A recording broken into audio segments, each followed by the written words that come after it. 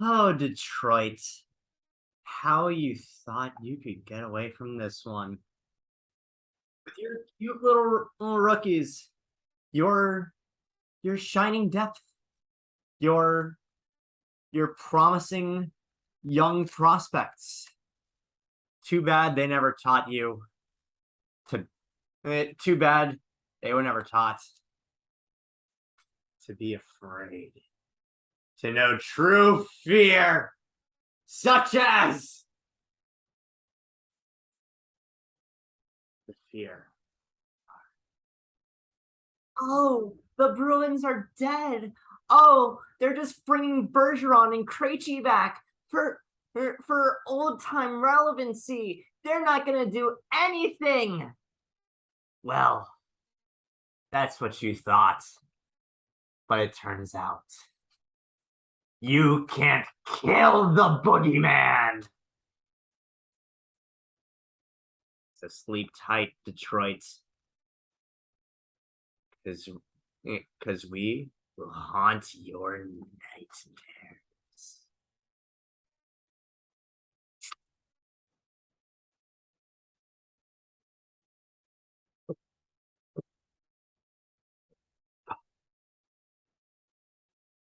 And the award for the lamest Halloween intro to a hockey video ever goes to this dumb broad. And yes, for anyone wondering, this is my Halloween costume. But, well, the Bruins played a good game tonight, so.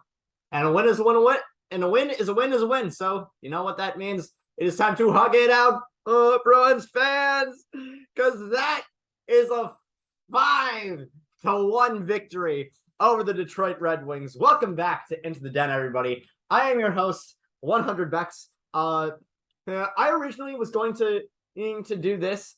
The next two episodes of Into the Den, tonight against the Red Wings and tomorrow against the Blue Jackets. Ooh, beer burps. Both in my Halloween costume. If a tweet of mine got 20 likes, I decided, you know what? Screw that. Screw a like goal. I'll just do it on my own. And besides, it's Nightmare on Elm Street is all about a monster coming back. And hey, you know, it's time to start terrorizing the league again because Brad Marchand is back so far ahead of schedule. Brad Marchand is back so far ahead of schedule that you might have not even think that he got the assignment already, and he got 100 on it. But Marchand is back. Unfortunately, he will not be traveling with the Bruins to Columbus tomorrow. But after tonight's performance, he probably should. Good. Anyway, this is the last home game in their lengthy stay, so it's gonna be so they gotta keep up appearances. I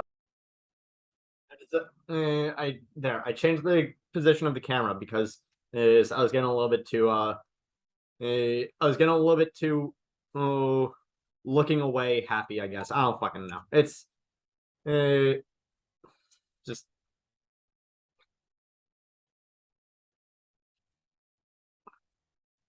anyway, this is the last home game the Bruins have in this lengthy home stay. Again, tomorrow they're heading out to Columbus. And for the first time since pretty much the last time the Bruins that were on the road since Ottawa, Jeremy Swayman is back in net. Let's see how he fares. He was amazing. Jeremy Swayman had probably one of the best night. Jeremy Swayman definitely had a night worthy of number one goalie. I honestly think that Omar has taken the role of number one goalie. I don't think we're gonna see as much. It's 2 games on, 2 games off type shenanigans like you saw last year. But Swayman did have a fantastic night in net, night between the pipes tonight, and I think it just cemented the fact that the Bruins have the best goalie tandem in the entire league. Anyone that tries to say that Connor Hellebuck and David Rittich are the best of, I mean, it's Thursday, so Steve's Dangits just got posted, so you can probably see David Rittich. It's just giving the puck right to Jack Eichel. For the Golden Knights to score for the fourth time in the first period against the Jets. Speaking of which, my buddy Carter Nolan. Hope you're doing well on that front. But let's get into the actual game. The top line had an amazing first few shifts. Like Jack Edwards had a joked like right after the whole it's hockey night in New England in coming to you from the hub on Causeway at TD Garden. And after all that and stuff, he was like, well, the autumn colors have turned to sort of rust. And so the big question tonight is, will Brad Marchand shake off the rust faster than these trees? And the answer is yes, he did. The Bruins had this tonight was when I really started to appreciate the zone time clock that that NESN has nowadays, because I mean last year it was just kind of annoying, like come on, but that was mostly because we had problems getting the puck out of our own end and keeping the puck in their end, and so you can imagine this me having a complete 180 on it this year means that we're doing it a lot better. And you would be correct. After Dominic Kubalik goes for cross-checking on Bergeron, the Bruins have a few really good chances, but understandably, the fourth best penalty kill in the league is going to is more often than not going to kill a penalty, going to kill a power play that the 19th best power play in the league has. But before all that, let's just I need to give the biggest of props to Charlie Coyle. Charlie Coyle has been amazing with puck handling pretty much ever since he got here. I may have a few criticisms about his offensive long-term viability, but or rather his offensive effectiveness. But oh my god, his puck handling on that first goal, impeccable. Oh, the dude gets probably the biggest burst off the out of the gates. It's on a zone entry I've ever seen from off the bench. Takes the puck, chips it up pretty much to himself past two defensemen, and then just and I think dekes another one before shooting to open the gates for the Bruins 1-0. It was incredible. That might have been the best stick and puck handling I've seen from a Bruin in years, since at the very least 2018-2019, since Pasta won the Rocket Richard. Nerd. Anyway, the first period kind of ends with Bergeron's stick just exploding and Dylan Larkin to be the main guy on a 3-on-1 in the opposite way. But you know who's there to stop it? Derek Forbort. Our best defenseman. I can't believe that I am saying that Derek Forbort is our best defenseman, but Derek Forbort is our best defenseman. And he has played amazing this season so far. Sorry for the jump cut and the new position. It is like 1 billion degrees in this goddamn room, so I am just trying to find something that it makes me comfortable. Okay. So where was I? End of the first period. That's right. So we go into the second, and it kind of feels like the old tale the second period starts and the Bruins don't, and the Bruins end up letting a softie in, except that's not what happens. We end up trading power plays with Detroit, where Lindholm goes for interference and it's on Dylan Larkin, and we can't connect on that. Michael Rasmussen ends up getting a 2-minute minor for high sticking Krejci, where he just nails him against the boards, and then just slams his stick against his head. I don't understand how that's not a double minor, especially because Krejci ended up having to leave the game after that hit. Although I guess I didn't really see although I guess I didn't see Taylor Hall making Nathan McKinnon bleed on the ice last season in that game at Colorado, as I guess I didn't really see that as interference either. So who am I to judge? Who am I? Just some dipshit viewer. Anyway, Michael Rasmussen ends up getting 2 more penalties this game. Michael Rasmussen, a dirty player now. Anyway, he goes again, this time for cross-checking Foligno. And once, twice, 3 times a lady. 3 times a lady. The Bruins finally connect on a power play, where Lindholm feeds Marchand, who is wide ass. Dude has Pasternak levels of being wide open. You know how sometimes the Bruins end up on like on the first or second lines, everybody just has this innate ability of making everybody on defense believe that David Pasternak is a social construct and doesn't exist.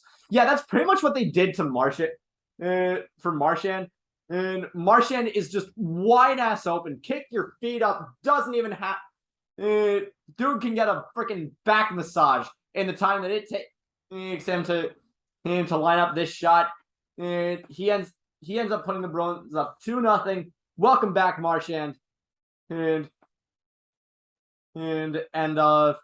just when I think that the Bruins defense is starting to hold after we end up killing the penalty on Carlos was holding, and the Bruins end up playing a little bit more defensive near the end of the second period.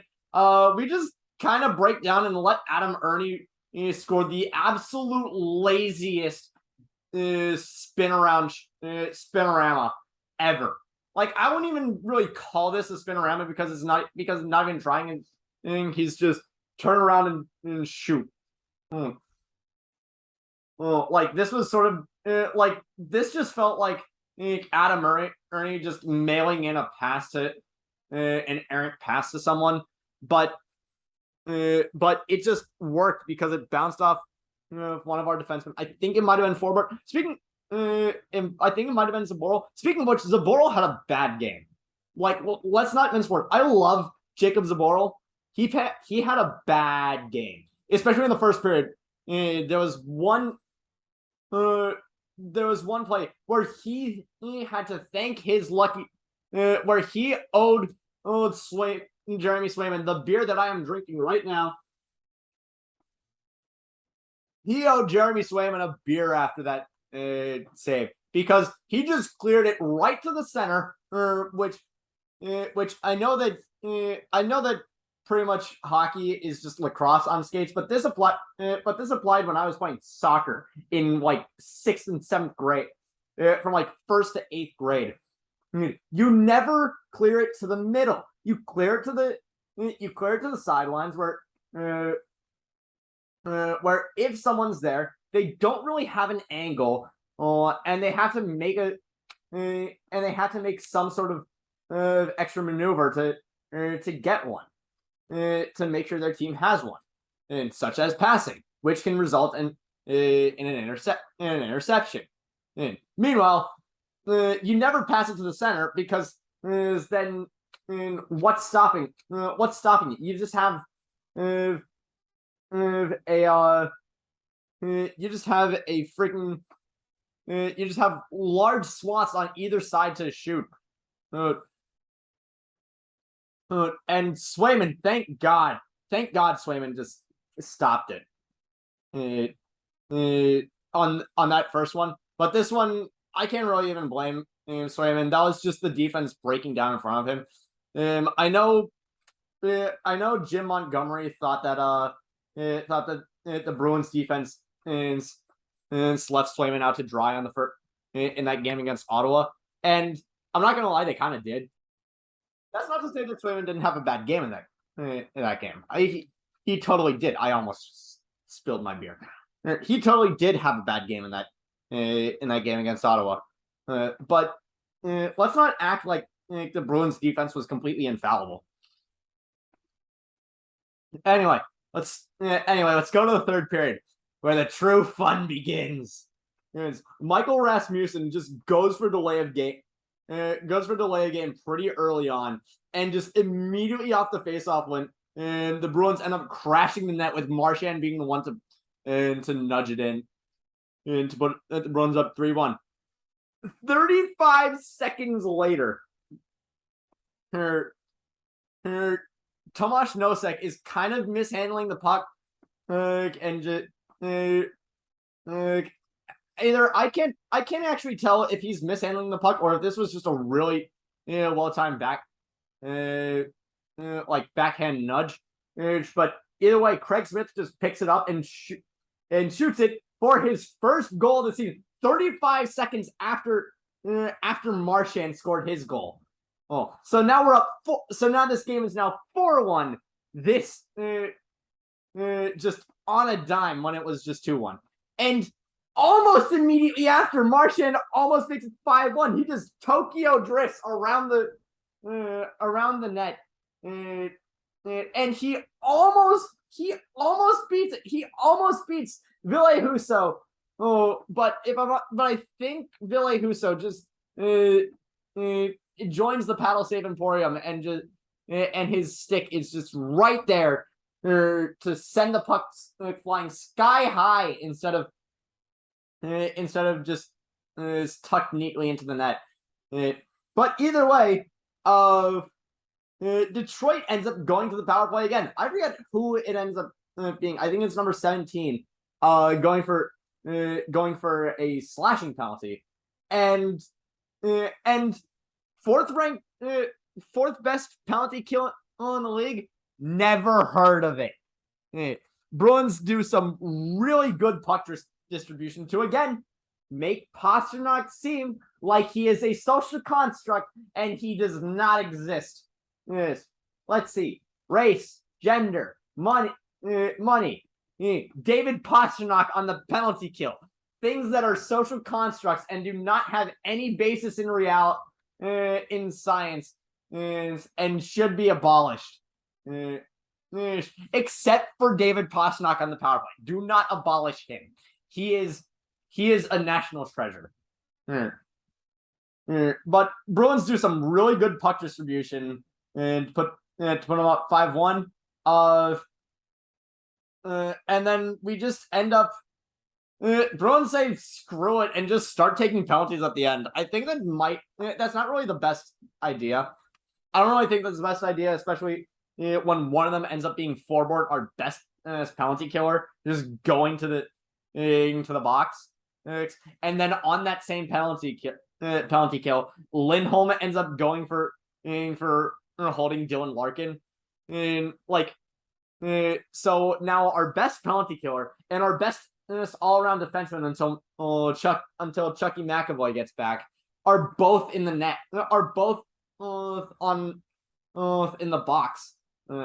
So now we're just kind of screwed, right? Well, no, because Jeremy Swayman is a beast, and he played amazing. He played out of his mind. And into the Ford F-150 Final Five, Charlie Coyle ends up taking a high sticking with a minute 47 left in the game, and Dylan Larkin ends up just evening the score with a high stick on Foligno to try and play out the rest of the game on a 4-on-4. except for the last 6 seconds of the game where Joe Molino takes a cross-checking penalty with 6 seconds left. I can see why they didn't pull Ville Husso now. I mean, I can see why they didn't pull Ville Husso in the first place. I mean,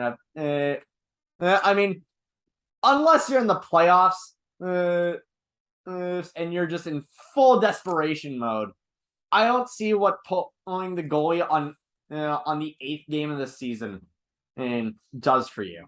I don't see what pulling the goalie on a game on the 8th game of the season when you're down 4 really does for you. So that's really so I can see why they didn't pull that. Now, after this game, do I still think that the Bruins should make a move towards Sean Horkoff as their GM next year? Yes, absolutely. No, 100%. Poach this dude from Detroit. I think that he absolutely might have picked up some really good shit from Steve Yzerman, and I think that if we bring him in, he is going to be an amazing GM. I think that Sweeney has overstayed his welcome, and I know that Neely doesn't want us to talk about 2015 anymore. Which fair enough. DeBrusk has come into his own. Zaboral has come into his own. He may have had a bad night in this game, but you know what? Not everybody plays all 82 games in a season unless your name is Phil Kessel. By the way, congratulations, Phil Kessel, on your on that Ironman streak. And but honestly, I think that the Bruins have a really good roster right now. Oh, now tomorrow we're going against Columbus. A little bit of a tear shed for Sean Corrali. I miss that man. I think that he was a fantastic part of our bottom 6. And I think that he got paid what he was worth in Columbus. But we're also going against Johnny Gaudreau. And also I think Patrick Laine. So this might be a tough game. I think. I mean, a game against. In a game against Columbus last year ended up being the start of our 0 for 39 stretch on power play. So who knows?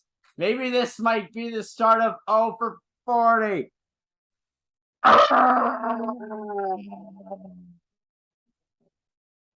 right, thank you all so much for watching. Anyway, that will wrap it up for this night's episode of Into the Den. Thank you all so much for watching. Click like if you like. Click subscribe if you really like. Down below is my twitch.tv. Is my Twitch. You can catch me streaming pretty much anytime that I feel like it. Mostly on nights that the Bruins aren't playing.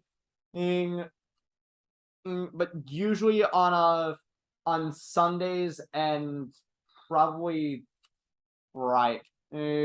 usually sometime during the week, and I try usually at one point during the week and one point during the weekend, and usually I end up streaming something like Yu-Gi-Oh! Master Duel. Sometimes I end up streaming myself just reacting to dumb shit. Sometimes I stream Team Fortress 2, Terraria, whatever the hell I feel like it.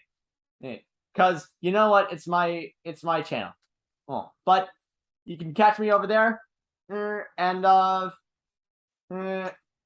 twitch.tv/100_Bex, BECS, like 100 Gex, the band, the musical duo, except with a B instead of a G. And I think that will wrap it up for today's episode. See you all tomorrow.